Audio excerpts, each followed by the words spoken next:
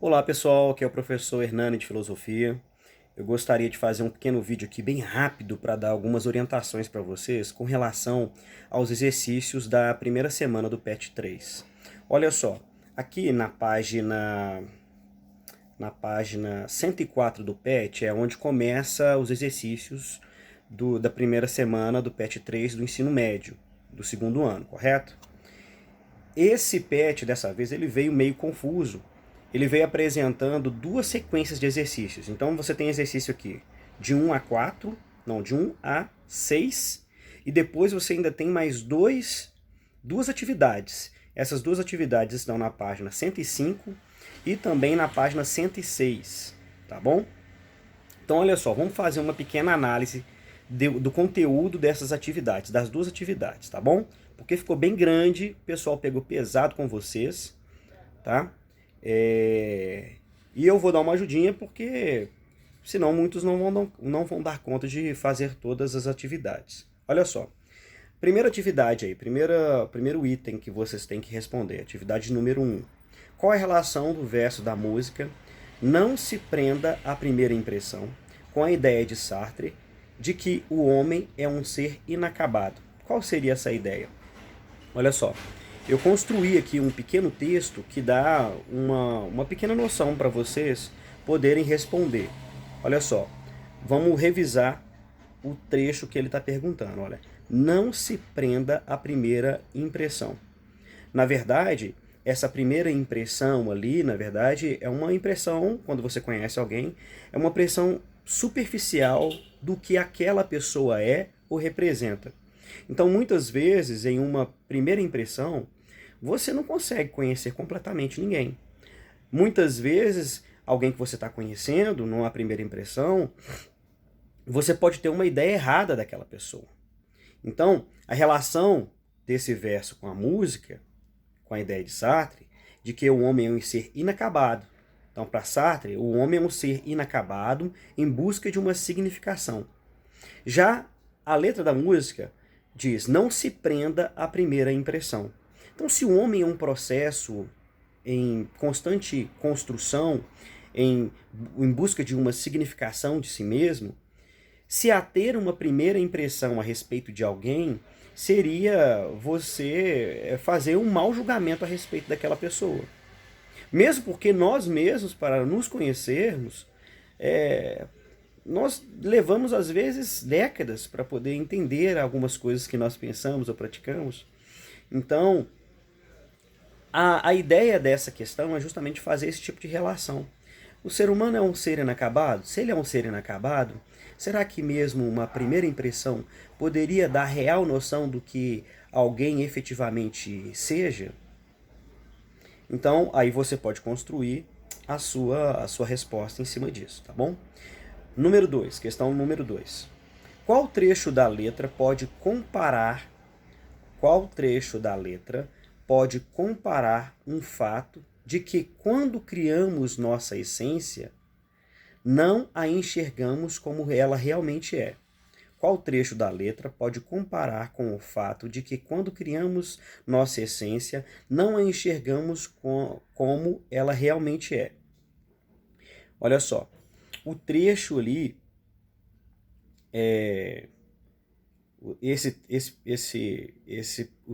o trecho ali mais próximo do que o enunciado dessa questão quer apresentar para a gente, é aquele que fala assim: ó, sou cego, não nego, enxergo quando puder. Só vejo obscuro, objeto, desejo indireto. Por quê? Porque esse trecho do texto, ele representa um pouco do que o ser humano é em sua essência, no sentido de ter pulsões que tentam dominá-lo, que muitas vezes ele sofre influências de ideias ou pensamentos externos a ele mesmo, que muitas vezes são incompreensíveis, num primeiro momento, até para a própria pessoa, que tenta se conhecer e que tem tentado se dominar. Nós mesmos, às vezes, não conseguimos identificar o que realmente somos. Então, na minha opinião, esse texto, sou cego, não nego, enxergo quando puder, só vejo obscuro objeto, desejo indireto.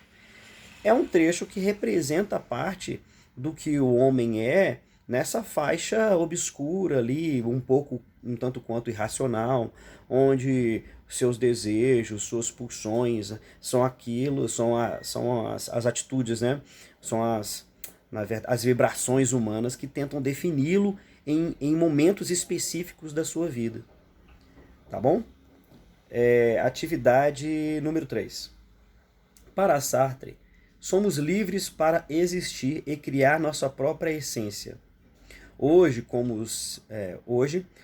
as redes sociais influenciam a nossa liberdade? Para Sartre, somos livres para existir e criar nossa própria essência. Será que realmente nós somos livres para criar nossa própria essência? E aí, essa é a ideia dele. E aí depois vem a pergunta. Hoje as redes sociais como as redes sociais influenciam nossa liberdade? Então, de que forma você é influenciado pelas redes sociais? As próprias pessoas que são assim muito visualizadas nas redes sociais, elas são consideradas, o termo que as descrevem, né, as denominam como influências, né? Então são pessoas que influenciam as outras. Então será mesmo que nós somos totalmente livres? Ou será que nós não temos, assim, em grande medida, uma gama de informações, né, e de personalidades que nos influenciam e nos levam muitas vezes a ser aquilo que nós não somos, ou a querer ser aquilo que nós não somos? Não é? Então acho que esse conteúdo desse pequeno comentário que a gente fez agora te ajuda também a responder essa questão. Número 4. Nossa essência é formada por conta de nossa existência por meio de nossas vivências e escolhas. Quais vivências suas formaram a sua essência? Vamos lá, a nossa essência é formada por conta de nossa existência, por meio de nossas vivências e escolhas. Então nós vivemos e fazemos escolhas. E essas escolhas formam aquilo que nós somos em nossa essência. Então aí vem a pergunta. Quais vivências suas formaram a sua essência? Então essa é uma resposta totalmente pessoal, não existe certo ou errado. Então você pode sofrer influência das redes sociais, como nós falamos na última questão. Você pode, na verdade, também ser influenciado altamente pela sua família. A sua cultura familiar pode ter grande influência sobre você. Você pode ser um adolescente mediatizado. As suas influências podem ser advindas aí de dos canais, dos vídeos que você assiste, das pessoas que você segue. Você pode, por espelhamento, tentar viver uma vida parecida com aquelas. Você pode ser uma pessoa influenciada pela religião, pela igreja, por Deus, por uma fonte divina, por sua espiritualidade, por seus amigos, os amigos que estão em torno de você, por experiências passadas, por experiências presentes e principalmente pelas próprias escolhas que você faz. Então essa resposta não existe certo ou errado. Cada um tem um tipo de vivência diferente e pode ser influenciado por âmbitos diferentes. Mas a grande realidade é, nós devemos reconhecer que em boa medida nós somos aquilo com o que nós compartilhamos o nosso tempo. Então se você compartilha tempo muito com pessoas que falam um determinado tipo de palavra, tem um determinado tipo de linguajar, a tendência é você também ser levado a se comportar como eles. Então, para você ser uma pessoa melhor no âmbito daquilo que você acha que é bom, o que você tem que fazer? Você deve procurar se relacionar com pessoas melhores. Então, o ser humano que quer ser bom deve procurar andar também com os bons. E os maus, você se afasta dele? Também não, você não se afasta dos maus, não. Mas você procura estar com as pessoas más para influenciá-las para o bem. Então você se torna como se fosse um agente capaz de transformar as pessoas, transformar as realidades, transformar os ambientes, trazer paz para os ambientes. Então buscando sempre influências positivas, buscando sempre ser uma boa influência para o próximo e tentar afastar as más influências, as más ideias da sua própria vida. É mais ou menos essa a ideia do que nós devemos procurar no nosso desenvolvimento pessoal, tá bom? E aí agora tem uma questão longa, né? Uma questão longa. E aí eu não vou nem ler aqui o enunciado todo dela, não. Tá bom? Mas basicamente, no final aqui tem uma pergunta, né? Com efeito, o finalzinho do texto ali. Com efeito, não há de nossos atos um sequer que, ao criar o homem que desejamos ser, não crie, ao mesmo tempo, uma imagem do homem como julgamos que deve ser. Então, você, ao procurar ser alguma coisa, você também cria uma imagem de um homem que você deve ser. Porque nem sempre você consegue alcançar ser aquilo que você desejava, mas você tem em mente aquilo que deve ser, né? Então, esses conceitos que a questão vai apresentar antes de fazer a pergunta são conceitos ligados ao existencialismo. Considerando a concepção existencialista de Sartre e o texto acima, é incorreto afirmar que. Então está pedindo para você identificar, dentre as três opções, qual é a opção incorreta. O homem é um projeto que se vive subjetivamente. O homem é um projeto que se vive só subjetivamente. Por exemplo, o homem é um projeto que se faz dele mesmo, que ele vive só dentro dele mesmo. Não há nenhuma influência externa que possa realmente fazer com que o homem seja algo que vá além da sua própria subjetividade. Subjetividade é aquilo que forma a personalidade da pessoa, aquilo que forma o que a pessoa é, aquilo que está dentro dela, que está na mente dela, interiorizado nela. Será que só a subjetividade do ser humano é aquilo que forma quem ele é? Sim ou não? Pelo que a gente viu até agora, né? Depois disso, letra B. O homem é um ser totalmente responsável por sua existência. O homem é totalmente responsável por sua existência? O homem é totalmente responsável por sua existência? No final das contas, se ele como ser racional, ele tem capacidade de fazer escolhas. Mas ele totalmente responsável por ser racional? Por ser racional, ele é totalmente responsável, claro. Letra C. Por haver uma natureza humana determinada no homem, a essência precede a existência. Hein? Por haver uma natureza humana determinada no homem, por haver uma natureza humana determinada, no homem a essência precede a existência.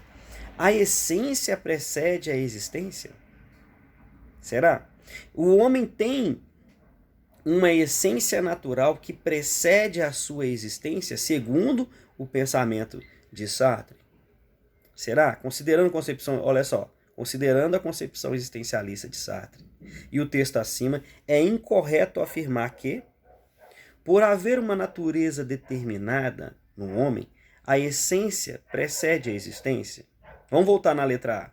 O homem é um projeto que se vive subjetivamente. Em verdade, o homem se vive subjetivamente, tá?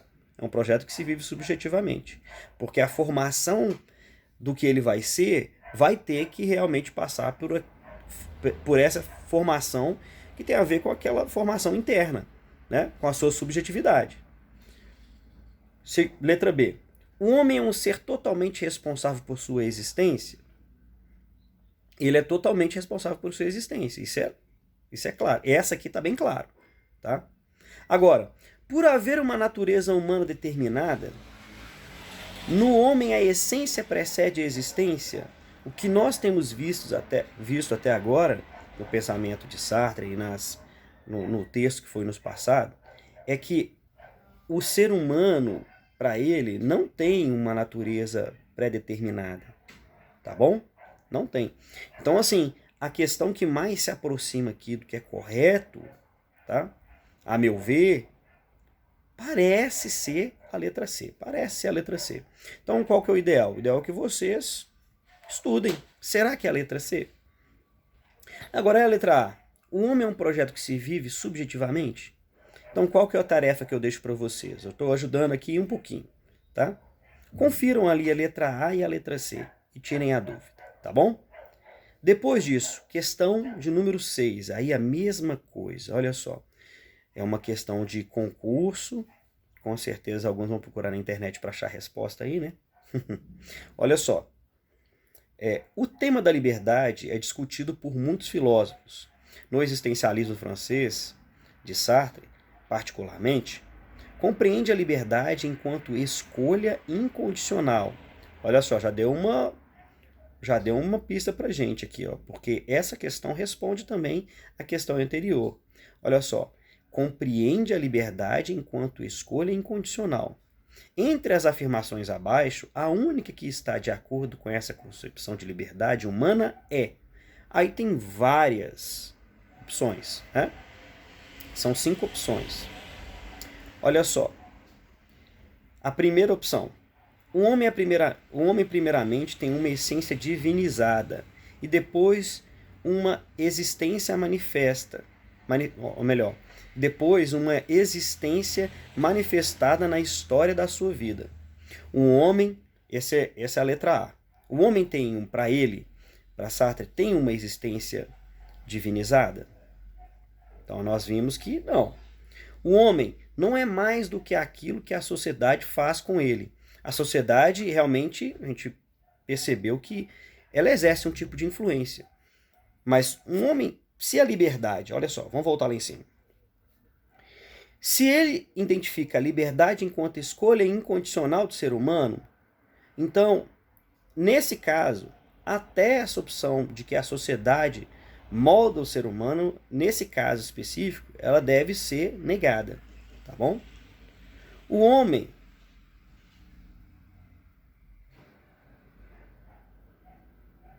olha só, o homem primeiramente existe porque, sendo consciente, é um ser em si e para o outro.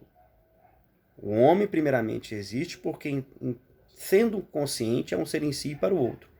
O homem é determinado por uma essência superior que é o Deus da existência. O homem é determinado por uma essência superior, que é o Deus da existência, pois primeiramente não é nada. Tá? Essa é a letra D. Letra E. O homem primeiramente não é nada, só depois será alguma coisa, e tal como a si próprio se fizer. Essa opção, ela parece, de alguma forma, demonstrar ou estar mais ligado sobre o que é ter uma escolha incondicional sobre seus próprios atos, né? Sobre o seu próprio ato de liberdade. Então, a letra E me parece ser. Agora, eu sugiro que você pesquise entre letra E, entre letra A, tá? E entre letra C. Então, já diminuindo um pouco o serviço de vocês, procure compreender um pouco melhor essas 3 opções, tá bom? Depois disso, a última questão, que já também já está saindo daquela sequência, daquela primeira sequência, né? Tanto esse exercício que nós falamos agora, quanto o último. Olha só, nossa, esse é grande demais. Ah não, esse agora a partir desse exercício, a gente segue a sequência dos últimos duas atividades que tem nas últimas 2 páginas, tá bom? Olha só.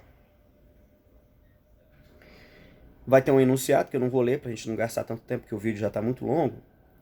Mas a letra A, eu vou fazer só alguns comentários. Eu anotei alguns comentários aqui sobre cada uma das opções, tá bom? Olha só. Letra A. O que você entende da frase fugir da responsabilidade do discernimento? Tá? Fugir da responsabilidade do discernimento é negar sua autonomia e capacidade de compreensão da vida e do seu lugar nela. Fugir da responsabilidade do discernimento é negar sua autonomia e capacidade de compreensão da vida e de seu lugar nela. O que é discernimento? Discernimento é capacidade de raciocínio, de utilização do seu intelecto e de domínio da sua própria vida. Quando você nega isso, você está negando a sua capacidade de ser autônomo no mundo. Você sempre tem que ser dependente de outros, do Estado, da sua família, de tudo. Tá bom? Depois disso, olha. Comente a importância que Rand dá ao uso da racionalidade a partir da frase: quem não utiliza seu discernimento nega a si próprio. Olha só, aí eu também escrevi um textinho para vocês tentarem, a partir dele, formular também a sua resposta. A essência humana está intimamente ligada à sua capacidade de raciocínio, de uso do intelecto e da razão. Sendo assim, o fato do homem não utilizar o discernimento efetivamente faz com que ele negue a si próprio. Então, você negar a sua capacidade intelectual é negar a si mesmo, é negar a própria vida, é negar a própria natureza humana, que é essa de ter domínio sobre as coisas, tá bom? E aí, a segunda atividade dessa segunda sequência de questões também oferece algumas alternativas para nós, tá bom? Vai ter um enunciado, eu vou comentar só as respostas que você tem que dar, a letra A e a letra B. Então, tem que responder todas as alternativas. Com suas palavras, apresente uma justificativa que mostre que o pensamento de La Boétie, eu não conheço esse pensador, tá? Mas como esse filósofo aqui francês está alinhado às ideias de Rand. Os dois textos mostram que tanto o homem como os animais,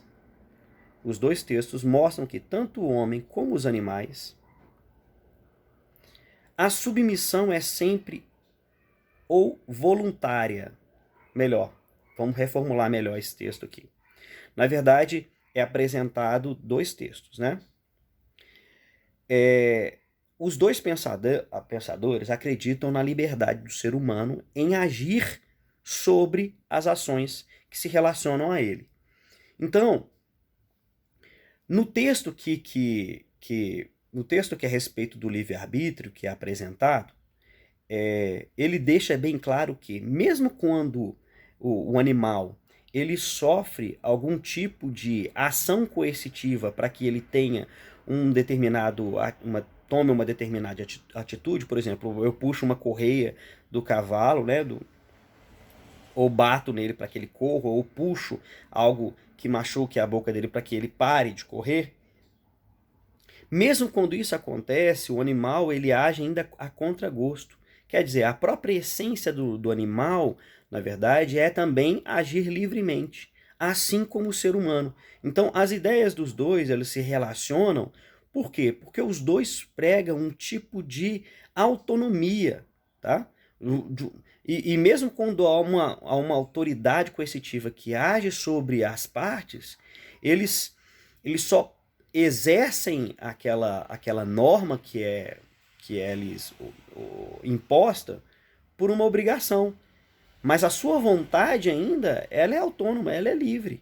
Então, ela é assim, ela é instintiva, mas ainda ela é livre, mesmo em se tratando de animais. Então, a relação dos dois pensamentos é uma relação de que a autonomia e a liberdade dos indivíduos e dos seres em geral, ela é sempre impositiva, ela é sempre algo que faz parte da própria natureza, tanto dos animais como também dos seres humanos. E aí depois a última questão. Ambos os autores apresentam o livre-arbítrio como conceito máximo ou relativo.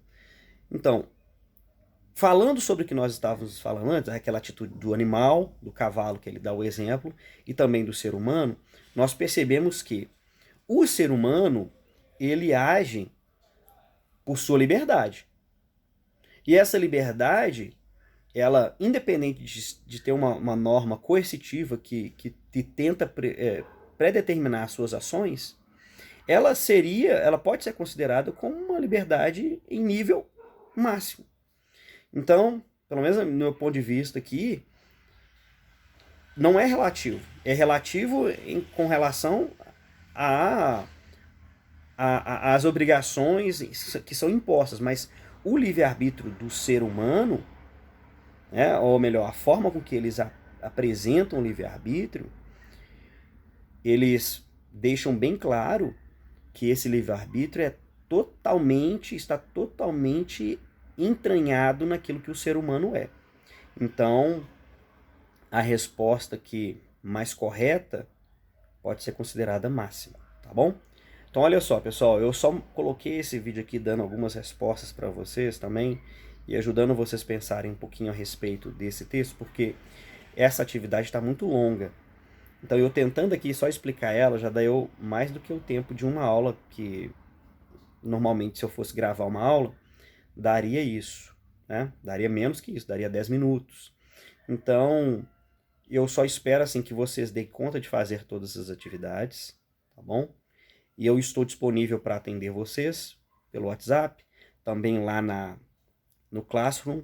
Eu sempre estou postando as mensagens, você pode ir lá comentar se tiver alguma dúvida, entre em contato, tá bom? Se tiver alguma dificuldade também, pergunte, tá bom? E espero que todos estejam bem, que a sua família esteja bem, que nós possamos passar por essa crise aí bem rápido, tá bom? Bons estudos, Deus abençoe a sua vida. Tchau.